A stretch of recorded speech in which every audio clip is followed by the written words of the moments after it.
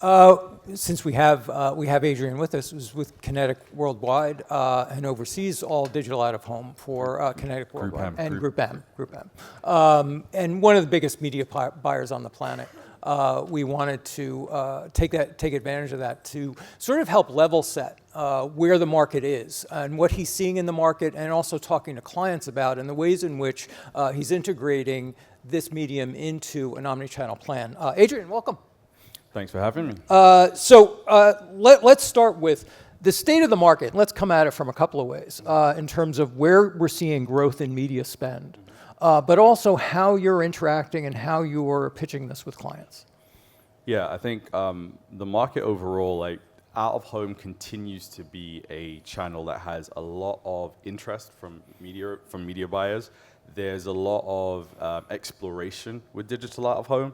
But there's also, I would say, a lot of fierce competition for, as Albert had mentioned in his opening comments, attention. Mm-hmm. Attention, and ultimately, as that relates to investment, a number of channels have in recent years kind of been, kind of captured the zeitgeist and been more preferable from a, retail media as of late, but then prior to that, TikTok, CTV continuing every other couple of months. You feel like, Netflix drops their availability, Amazon Prime. So we've got a lot of challenges to kind of continue to stay top of mind given all of the great developments we have in the channel.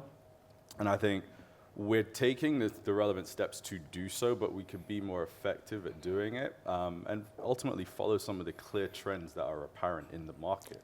The move towards attention metrics and the focus on the attention theme, that would seem to be a great setup for digital out of home. I mean, it's the heads up display. I mean, absolutely. And some of the folks have alluded to it in prior presentations, but retail media is such a clear focus. The launch of retail media networks has exploded in recent months.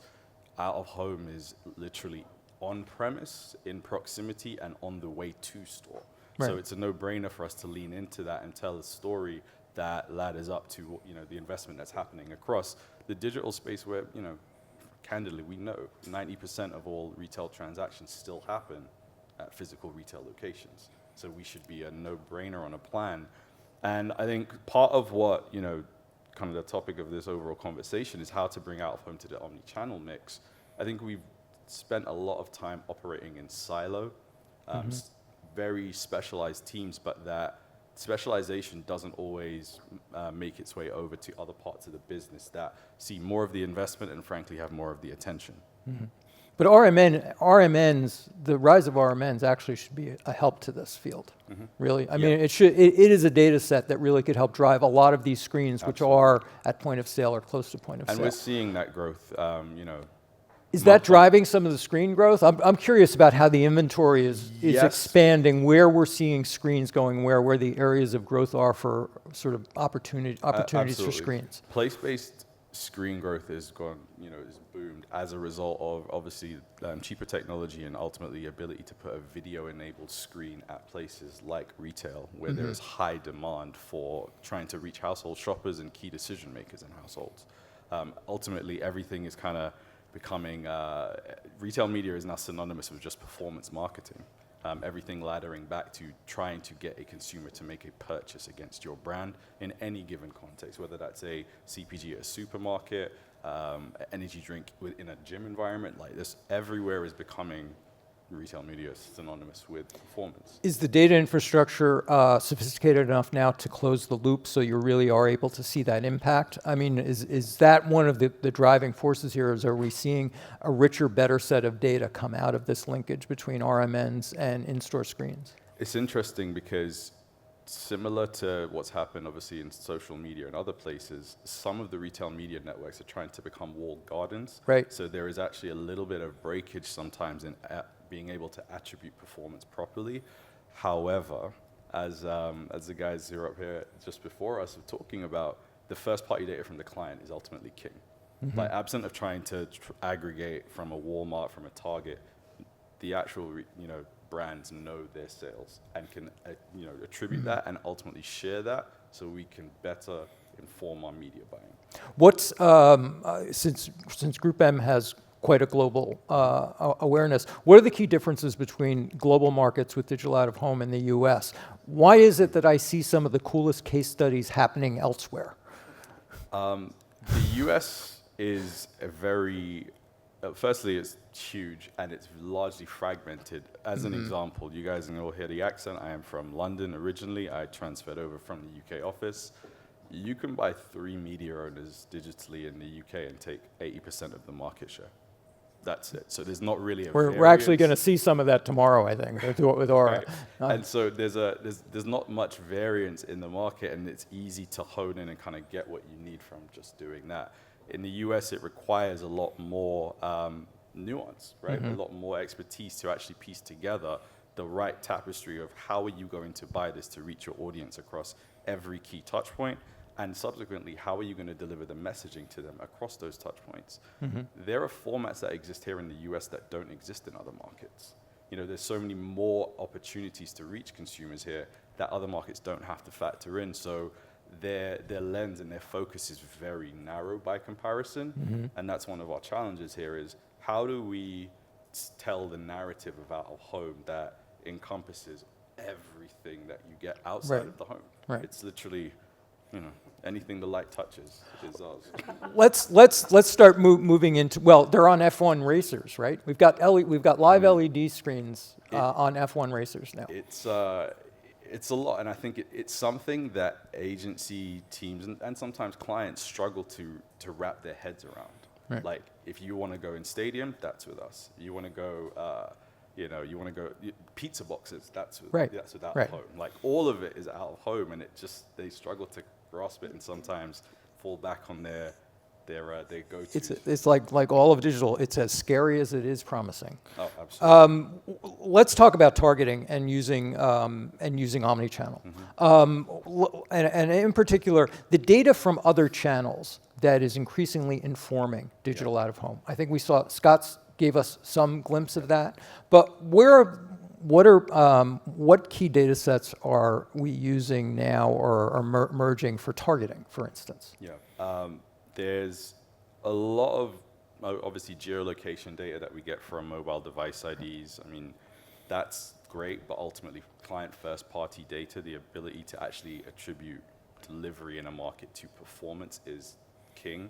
I think there's a lot of other interesting data sets that are coming out of CTV, the increase in viewership in certain markets where out-of-home is being delivered, the increase in app download, in-app transactions. There's a whole host of data that is available when you consider omnichannel that can be attributed back to out-of-home exposure. And I think that's one of the things that we're trying to do most notably at Group M. We've moved away from calling, and I specifically look after what was the programmatic team. We've moved away from calling it programmatic because programmatic has so many negative connotations. It's simply called advanced digital out of home now, and it's aligned with all of the other advanced channels like advanced TV, advanced audio, etc.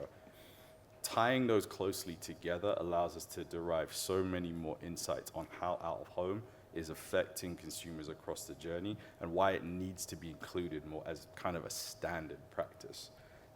So yeah, those are just a few of the data sets. Let's talk about creative for a second, because one of the things that Group M did is in looking forward into this year and next, it highlighted the rise of weird creative, of using CGI, of making what really struck me is they focused on those cases where we're really using those screens in highly creative ways to create unique media experiences out in public. And I thought that was a fascinating take on what's possible here. Maybe tell us what the thinking is behind that and what you're seeing in the market and people responding to that. Yeah, there's definitely a push across WPP and Group M to make use of the digital capabilities of the screens. I think too often, and I'll try to pull the stat, I think it's closer to like 5% of campaigns actually feature some level of dynamism or specific creative that is beyond just like treating a digital screen as, as if it was a static billboard, right? And there's a stated goal to increase the usage of the screens for that purpose and showcase their effectiveness. Be that the kind of Times Square 3D anamorphic, or even taking that to a street level perspective and eye-level screens and having the same 3D effect. we've got some colleagues out in the UK who just did this for a soft drinks brand, and it's video creative. It has anamorphic 3D capability on an eye-level screen, so it's infinitely more scalable and is even more alluring to the eye and more captivating. And we've seen all of the stats about video out of home, how much more impactful and effective it is. It's something we don't do nearly enough of. And now with some of the technology, the ad tech that's come from programmatic, it's scalable across every media owner now. And I think that's another thing that, again, we need to evangelize as an industry, that it's not a scary practice to deliver DCO in out of home. You can do it now at scale. There's a lot of clients and planners who don't know that. Well, how do you beat back the impulse of clients who say, oh, well, we've got these great pre-rolls that we're already using as YouTube. Let's throw them outdoors. They'll work the same there. What you guys are talking about, it seems to me, is the unique quality of these screens to create spectacle. Yes. And that's different from advertising. Yeah. There's a lot of hand-holding that needs to go on to actually assist them in the creative production process, and includes not just talking to the client and the media planning team, but also the creative agency. Getting ahead of it and giving them best practices about how to use this, what effectiveness looks like when you do so specifically for out of home, and any number of the use cases we have where we've done so in the past. Are we getting to the point, are you starting to see a place where digital out of home, like a lot of the channels that preceded it in digital, eventually settles down where we're really starting to see it carve out a place in the path to purchase?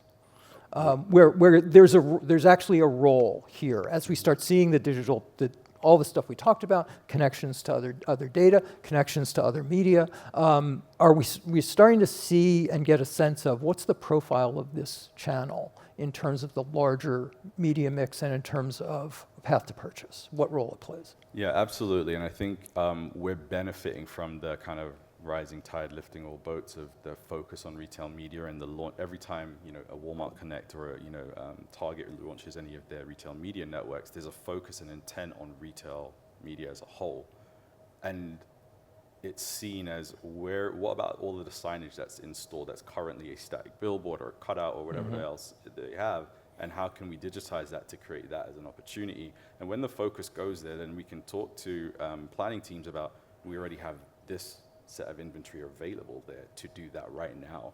And it's a no-brainer for them. It doesn't even really require much of a story. They are just sometimes unaware of the breadth of available out-of-home signage. The measurement options available to showcase effectiveness, they exist, the Circanas, Nielsen Catalinas of the world.